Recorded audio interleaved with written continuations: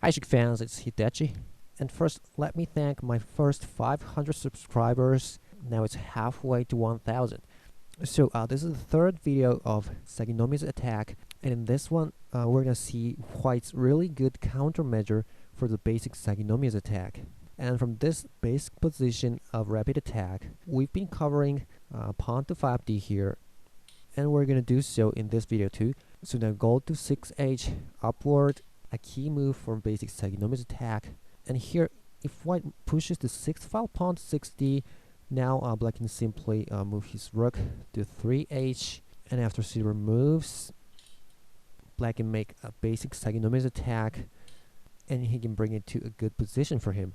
But here, instead of pushing the 6th file pawn, White has a really good countermeasure, and it's this lance to 1b. And basically the meaning of this move is, one is that the lance is moved out of this bishop's diagonal in advance, trying not to be taken by the bishop in the future. And the other meaning is that here the 6d square is kept available for this nice bishop drop in the future. Alright, now let's say Black goes ahead with Saginomiya's attack, so rook to 3h. And yes, White will move the silver to 4c, trying to protect the third file. Now let's see what happens if Black goes ahead with the basic Saginomiya's attack, just as you saw in the previous video. So pawn to 3e, pawn takes, silver to 4f, White opens the bishop's diagonal, Black makes a bishop trade, and silver to 3e, knight 2e, and pawn drop to 3d, rook 3b. And here, and the basic Saginomiya is Jouseki. The standard move here was bishop drop to 3c. But look at this. The lance has already moved out of this bishop's diagonal. But anyway, White will drop his bishop here. As in the basic line we've seen in previous video, bishop drop to 2g. Well, 6d is also good. But let's see 2g here. So yes, rook to 2h, bishop promotes, silver to 2f, and this is where this lance to 1b makes a huge difference. In the main line we've seen in previous video, White moves his lance here to 1b, at this position, trying to get away from bishop stack. But in this case, the lance is already moved there, so actually White can just move his silver to 3d, taking a pawn, and now White is suddenly attacking the bishop. Now if Black promotes his bishop to 1e, just as you did in the main line, but it's obviously Black is one move behind compared to what we've seen in the main line in the previous video. So this position must be a bit good for White, right? And also, let's see what happens if Black moved his bishop to this way, 1a. Well, this is one option, but still, yeah, Black is one move behind when it's compared to the main Jouseki. So, well, let's say White stabilizes his protection to the knight by pawn to 2d. Well, what should Black do here?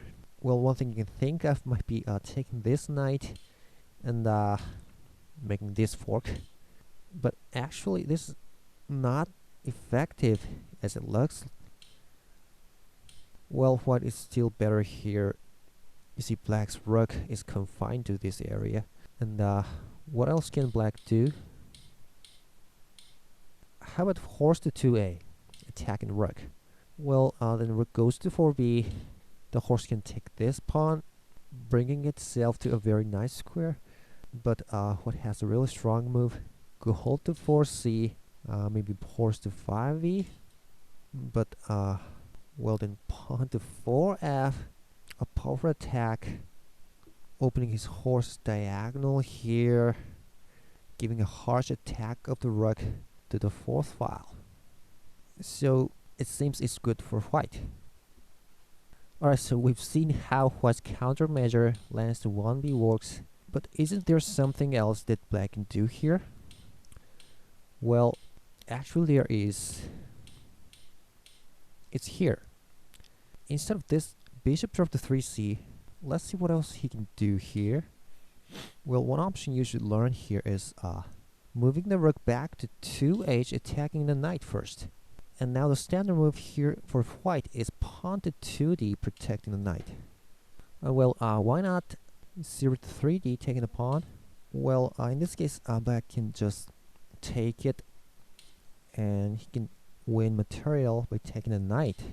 And both rooks can promote, but well, white's dragon cannot take the knight. So let's say he tries to take it, but I don't know, maybe black can go ahead and take the lance.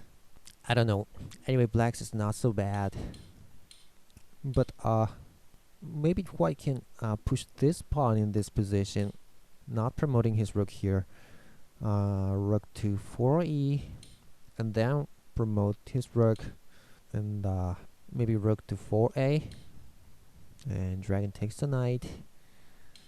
Well, I'm not sure, maybe it's a equal position, but for some reason this is not the standard move. So the standard move here is not taking the pawn with the silver, it's pawn to 2d. Well, right, this is a really good move because black can't take it, because if he does, rook will take this pawn, attacking the silver. Black can take this knight, simultaneously defending the silver, but white can promote his rook. And although black is up material by one knight here, this silver on 2d is too heavy. It's blocking black's rook's way, so this position is obviously good for white. So after pawn to 2d, black's not gonna take it, but well, this is where black drops his bishop, and it's bishop to 3c. So this small minor change that black has made here is basically instead of dropping his bishop here, he has moved his rook to here, letting white to push this pawn, and then he drops his bishop to 3c. And now, what's the difference between these two lines? Well, the difference is basically now the bishop is threatening to promote itself to 2d, a really nice square, instead of going for the lance here. However, from here you're going to see white's excellent move sequence. Now he starts with bishop to 6d here, attacking the rook. Now rook basically floats up to 2f, running away from the bishop's attack. And here white's not gonna take this lance here. It's not so much of a threat to black, so black can simply take the pawn in 2d, and this is definitely good position for black. So after rook to 2f, now white will move this bishop to 4b, offering a bishop trade. Well, this is a really cool move sequence because from this position, when black's rook was in 2h, white could just drop his bishop to 4b here, but instead of that, he drops it to here and let black moves his rook to 2f, and then he moves it to 4b. So it is thought to be better for white to have his opponent's rook here on 2f as opposed to here on 2h, and you're going to see why. Now from this position, there are several options for black. One is accepting the bishop trade and to take the bishop in 4b, but then gold will recapture, and this 3c square is fine for white, so black's attack is not successful here. So taking the bishop is not good. What else can he do? Alright, how about promoting it to 1a? Well, then white can take this pawn here by the silver, making a silver trade. Horse will take the lance, attacking the rook, but then white's rook can promote to 3h. Notice this move is possible because white has made black to move his rook from 2h to 2f here. But here, as you can see, black has a lance he just got from 1b, so he'll drop it to 3i. And in the first glance, this dragon looks like it's captured. It has no square to move to. Well, it can move to here, but it's going to be just taken by this gold move. So it seems this dragon is captured, but actually it's not. Once again, that's a fact. White has forced black to move his rook, now becomes effective because the next white's move is this bishop to 5c attacking the rook. So all of a sudden now black's rook doesn't have anywhere to go. Well, if it goes to this way, 1f, the dragon can take the knight, so it's an awful move for black. So here black will have to take the dragon by the lance, but bishop takes the rook. And see, now the lance here is left on the board for nothing, so white is doing pretty good here. Alright, so let's go back to here. What else can black do? Well, let's see, bishop to 2d promote, but here white will take it by the bishop, of course, and silver recaptures. Rook will take the pawn, attacking the silver, so rook will take the knight, but rook promotes, and just as you've seen before, this silver is too heavy, it's blocking the rook's way, so this position is good for white. Right, finally, how about taking the 2d pawn by the silver here? Well, in this case, this silver will take the pawn. Now white is attacking the bishop, so black will have to take the bishop here, and then gold will recapture. Now the 3c square is fine, so then black will drop a pawn to 3e. Silver will take it, attacking the rook, but then black will take the knight. Now black is up material, but then white will make this cool move. Silver to 3f. Black will offer a rook trade here, then rook will take it. Silver recaptures, and white has this powerful rook fork. So again, it's a good position for white. So if I were to summarize all these moves,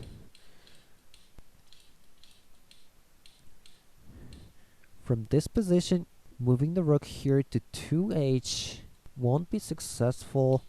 After black drops a bishop, white's brilliant reply, the bishop drop and bishop to 4b will stop black from making successful attack. So now let's move back to here, this position. So here bishop drop to 3c doesn't work, and also rook to 2h doesn't work. So now I'm going to show you the move that is thought to be the best for black at this position. Is this rook to 3f, escaping from this knight's threat and also preventing powerful bishop drops made by white in the future. Now at this position, there are several candidate moves for white here, which are all bishop drops. Now one of them that looks pretty good is this bishop to 2h, attacking the lance, but here black has a really good way to react to this. It's knight to 3g, offering a knight trade, so white will have to take it, but then silver will recapture, and it's attacking the bishop at the same time, so white will have to move the bishop, take the lance, but then black will have this really nice knight drop to 4d, forking the rook and the gold. So black's better here. And other than moving the knight to 3g, this move is also good for black. It's bishop to 1a, threatening a pawn promotion here. So the gold will have to move to 4b, and then black will move his rook to 2f, forking the bishop and the knight. The bishop will take the lance, so black can take the knight. And well, maybe white can take this pawn, making a silver trade here, but black will promote the rook. And after white promotes, well, look at this gold. This gold is now floating because of this bishop drop in 1a. So here black can take the lance and attack the gold on the same time, and black's at a good tempo here. White's move of lance to 1b gives some bad point for white. Oh, but how about not take the pawn here, and why not drop a lance? Well then, silver will have to take it. Well, black is down material here, and white can offer rook trade. So maybe rook to 2b. He can still attack the gold because of that bishop drop. So white will have to move the gold to 5b here from the left. So maybe black can take the lance first here, and rook promote. Well, it seems also a little bit good for black, but basically when white has dropped the bishop to 2h, the best move here that Jouseki tells us is knight to 3g. So this bishop drop on 2h doesn't work for white. What else can he do? Well, another interesting bishop drop is this one to 4i, threatening to make a powerful horse here on 2g. And it seems there are two options for black here. How about defending that square by dropping a bishop to 1h? And now black is threatening to move his gold to 5i here in the next move and capture the bishop. But here white can simply abandon his bishop by taking the gold, and after gold recaptures, he can drop the gold to here at 2h, and now black's bishop's dead, and this position is believed to be good for white. So bishop drop to 1h is not good. Well, what black should do here is calmly move his rook to 2f, defending that square. So here white can take this pawn on the third file and make a silver trade here, but then black will take the knight, and he might push the pawn here, but let's say he just promotes it to 3h, and after black promotes the rook, white can make this powerful piece trade here, and look at this powerful silver drop. Well, I'm not sure which is good here.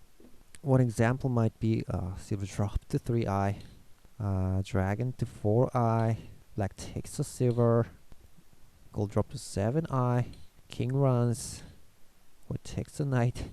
Well, this is a difficult situation to evaluate, but at least it's not a really good situation for black, so maybe bishop drop to 4i.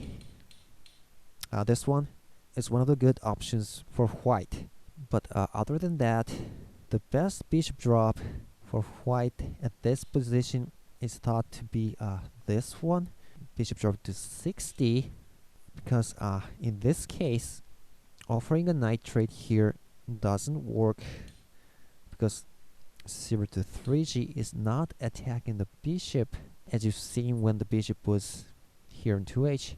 So black won't get a chance to drop this knight to 4d, and actually white will drop his knight there prior to him, so white is fine.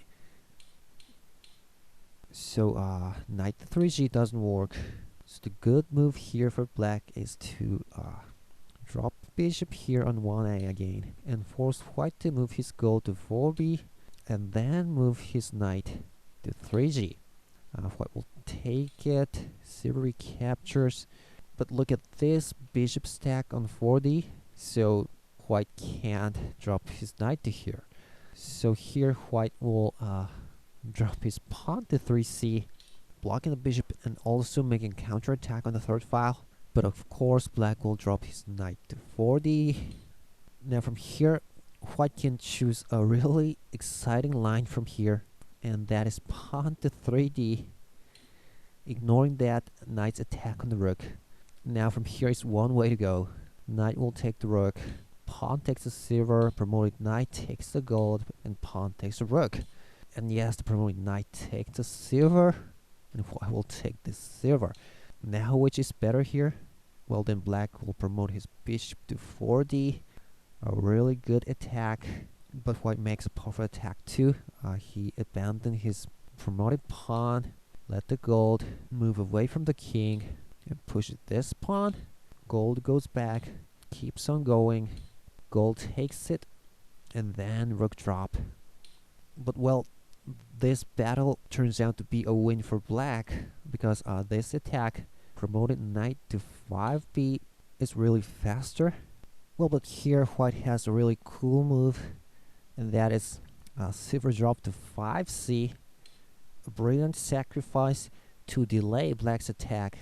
If black simply takes it with a promoted knight, black's attack will be delayed, but actually black will ignore its attack on the horse, and he just takes the golden 6i, and well, black is better here, for instance by these moves. So let's go back, and so it's here. Taking the pawn on 3d is not good for white. Well, the best move here is to simply take the knight on 4d. Black will take it, and then white will take this pawn. And well, the main line from here would be pawn to 5e. It seems pretty good. And well, white will drop his knight to 5b. And there are several options for black. He can take the pawn here, or have it dropping his 0 to 4c, for instance. And it's gonna go into many kinds of branches, but as long as we know, it's really difficult for black to bring it to a good position for him. So finally, as a conclusion for this video, let me go back to here, this position. You see, try to remember this combination: pawn drop to 5d and 0 to 3c, lance 1b. When white's camp is in this combination, the basic Saginomiya attack from pawn to 5e is not gonna work so well. So in the next video, we're gonna take a look at a strategy called New Saginomiya attack, which is developed as a countermeasure for this white's excellent piece structure. Alright, so that's all for this lesson, and see you next time.